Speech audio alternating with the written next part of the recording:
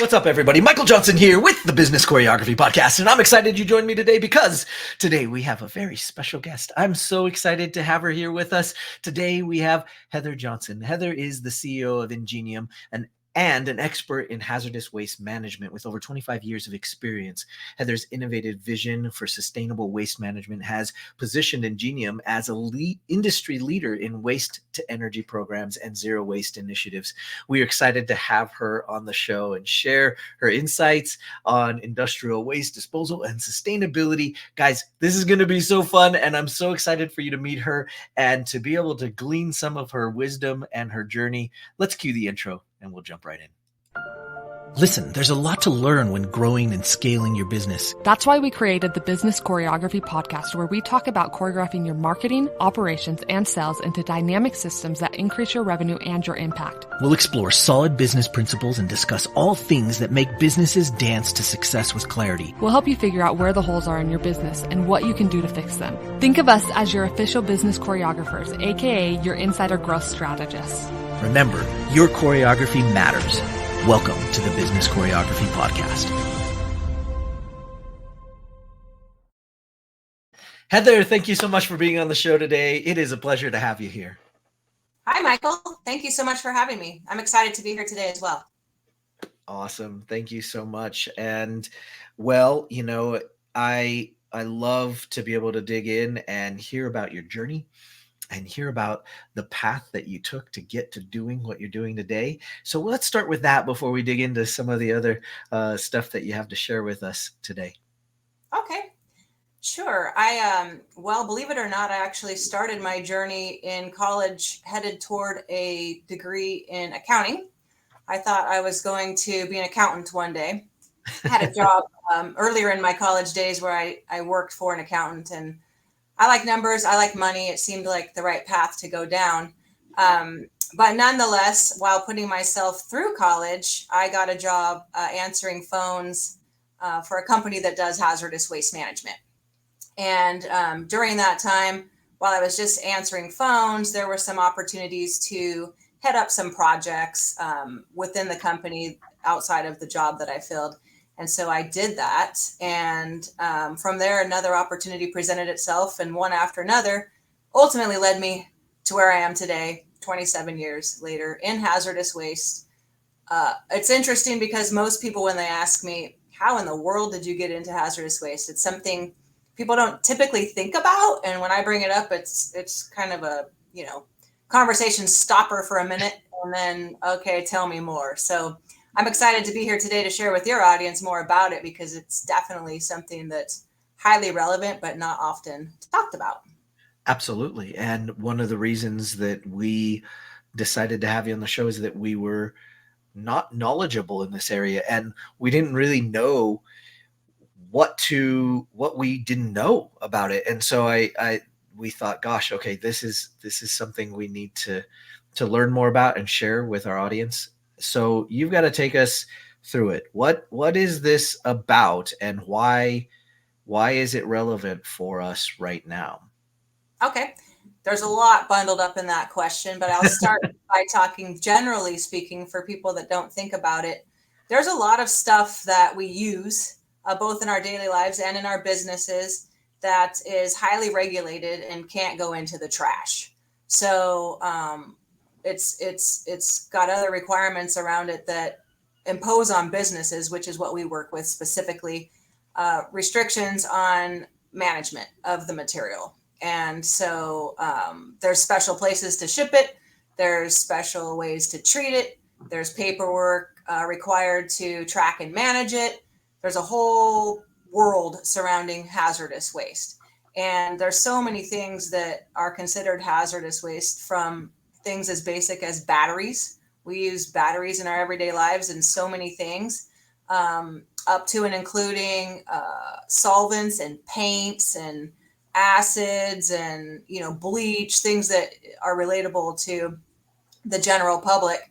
All of that stuff is potentially or is considered toxic and can't just go down our drains necessarily into our landfills, and has to be specially managed. So INGENIUM, that's what we do. We work with businesses to help them identify things that they're working with that are considered hazardous, are regulated by EPA and other entities, and then help them manage it through to end disposal and make sure that we do everything properly for them. Wow. I can only imagine that there are more businesses out there that don't even realize that Yes, for there are sure. as many things as you started to mention that are a challenge. I can only imagine that there are some heavy fines when they don't realize it and get caught. Yes, absolutely. And then even including if they think they're doing things right, but they're working with a company that's not doing what they're supposed to be doing, they could find themselves dealing with it downstream again if it's, dropped off on the side of the road or put somewhere that it's discovered later with their name on it. So Oh, it's geez. really critical to understand what the regulations are and then know that the company you're working with knows what the regulations are. Of course. Of course. And what a process that of discovery that might, it sounds like that's a challenge, right? Because obviously they these companies likely know that they should be doing something with this hazardous waste, that there's probably an inclination that they know, but they probably also are thinking, gosh, that's going to cost me so much money. Like so it's sort of the 3-year-old in the corner going, well, if I can't see you, you can't see me, right? so so how do you do that? How do you get in, and how can we get these businesses to understand that there's probably a better way to take care of all this? Yeah, and to touch on a point you just made, I would think most people would understand that they're working with toxic stuff and there's probably a way that they should be managing it. But I'm surprised to see even today some businesses, they don't know and they're not doing things the right way. And it's really say for my company, having people come in and talk to you and say, hey, what are you doing here? And you say, I'm not doing anything. Should I be doing something? Well, absolutely. Those conversations don't happen often, but when they do, I think nobody wants to do things incorrectly. They just don't know what they don't know. Right. And so we help educate them and make sure that they're, doing things properly once they know. Right. How I mean, this must be a bit of a challenge from a financial perspective to even just get into these conversations. Let's talk a little bit more on the money side of it. I mean, obviously there's a lot to lose if you don't do it right, but there's probably a lot to lose that they think maybe is not worth it, and they might want to take their chances. Why is that a bad idea?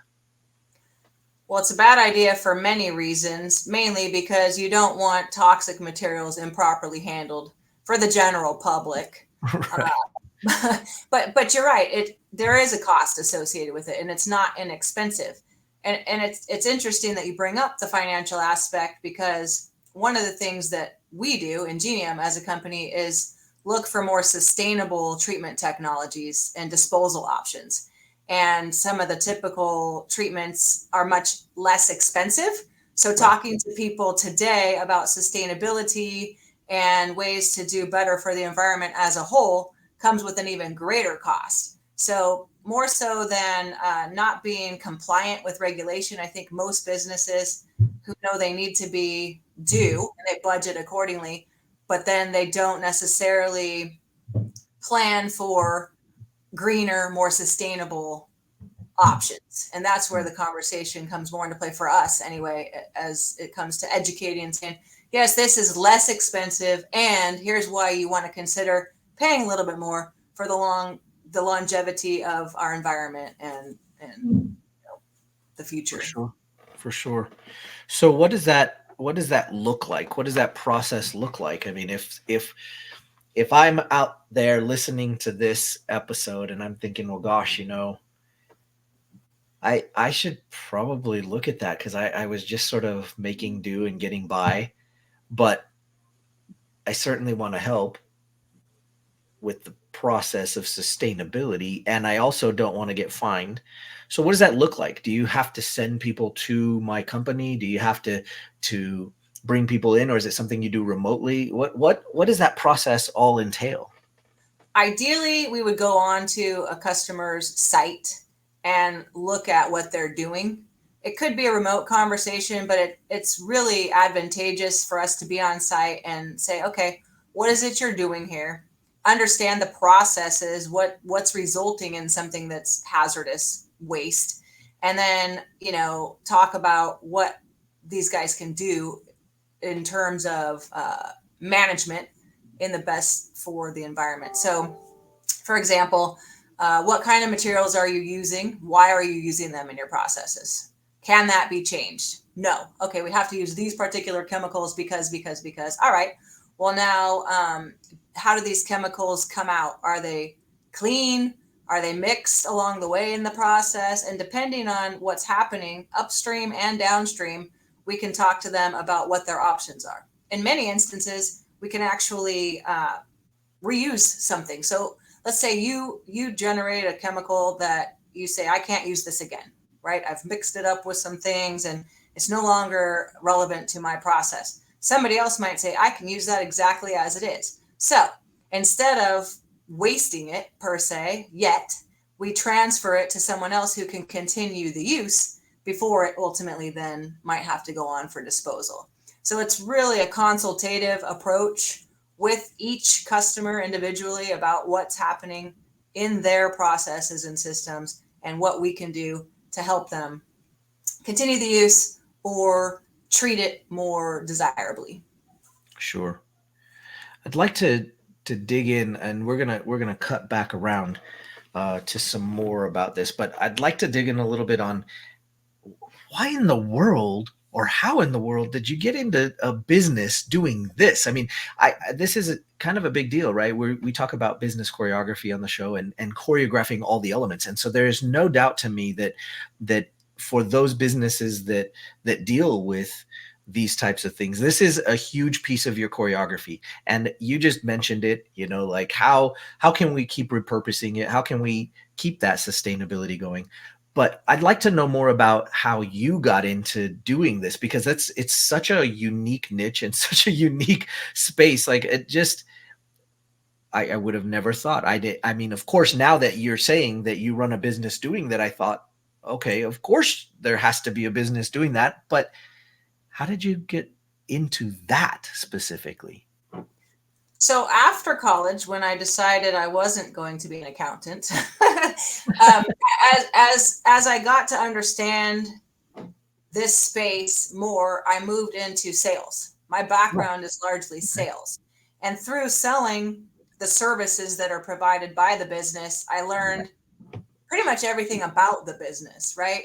And so Right. it was almost a natural progression into leading the business as a whole, with the Right. full understanding of how it works. And to be honest with you, when I reflect on it, it was never a moment in time where I said, this is my career, right? I'm gonna run a hazardous waste business. I mean, I didn't know what it was Right. myself until it all, resonated with me. But it just kind of became a passion for me, I guess, to where I Right. never thought twice about it. And again, here it is, 27 Wow. years later. And I will Right. tell you, 'cause I think you mentioned investments and whatnot. This space of hazardous waste management disposal is highly sought after by investors because it's recession proof, right? So when a lot of businesses are in chaos, I guess, if you will, for sustaining their businesses, then Right. there's always hazardous waste. Regulation gets more stringent by the day. Everything more and more is becoming regulated, and somebody has to clear it out. So even including when a business goes out of business and they used chemicals, they may not be technically considered waste because they're still good chemicals, but the customer goes out of business or the business goes out of business. Now all those chemicals have to be managed. And if there's not a way to give them to somebody else, they become waste. So, back in 2008, when things were pretty bad with the mortgage industry and the crisis that happened then, we had our best year ever in terms of profitability and no shortage of opportunity because customers were shutting down. And I hate to capitalize on other people's problems, but it's just a result of the Right. industry. Right. Well, and it brings light to the fact that everybody has needs on all parts of the food chain, and uh, I feel like what I love that I'm hearing, like you said, well, I hate to capitalize on other people's bad stuff, but without what you're doing, there would be this massive void and everybody would be freaking out about what to do with it and how to handle it and how it was affecting us, because I'm sure without a plan in place, this would be bad. Sounds like a bad Yeah. scenario. So I don't know that I would consider it as capitalizing on a bad situation. And I think that's maybe that's a poor mentality from those that don't understand that every piece of the food chain, every piece of the cycle has to be taken care of, from the creation of it to the disposal of it, and that's just how it is. And So maybe a better way to talk about it, Michael, is to say, I don't hope for anyone to go out of business, even though when a company goes out of business, it's a very lucrative right, opportunity for me. right. I don't hope for anybody to go out of business. Well, of course, and I think that's huge. But so much of that is in the planning of it as well, and so that kind of brings us back full circle with how people can get in and be proactive. And I I think that there's a lot of that maybe we learned back in school, like just do the assignment when it's assigned instead of waiting until the night before, because we've all done it. We've waited till the night before, done that essay, and then we get mad when the teacher gives us a C. Yeah. And they go, well, this wasn't very good. And you're like, it is good. And you spent, 2 hours on it the night before. Mm-hmm. So I feel like in a lot of ways, the proactiveness, yes, it's going to cost you some money and it's going to be part of the choreography of how your business runs properly. But at the same time, it's so necessary to choreograph those pieces in so that you can actually long term save yourself money and not end up going out of business because you didn't do it right. Yeah. Uh, and so I'm sure we're talking all sizes of business, but give me an idea. Like, what's the primary size company that you guys work with? Is it all the way from startup small companies all the way to corporations, or do you specialize in one area or the other? From a size standpoint, we'll pretty much help anybody. Mid-sized companies tend to be our sweet spot, but we Right. can work with large, huge manufacturing companies. It's somewhat industry specific depending on the geographic regions that we operate. So, for example, in the state of California, there's a lot of research and development, biotechs, and pharmaceutical companies. They have a lot of special waste that we manage compared to maybe up in the Pacific Northwest, where it's a lot of aerospace support, so manufacturing. And it doesn't really matter what size a company is, they all tend to have similarities in their waste. There's only so many different Right. categories, if you will. Right. So it just comes down to the larger a company is, the greater their waste volumes may be.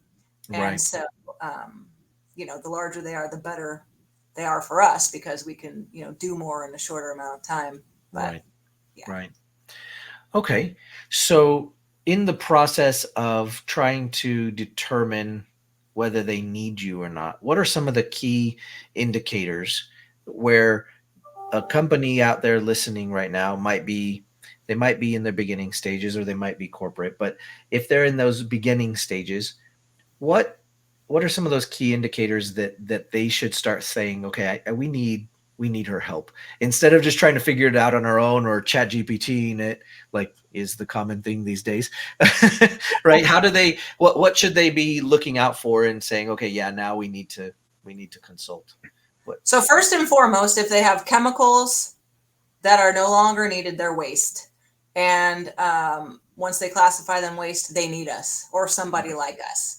Sure. Something you talked about, though, in terms of startup, we offer consulting services as well, which helps them become permitted properly and get them into compliance, generally speaking, because Right. there's more than just the waste disposal, tracking, and management that's required.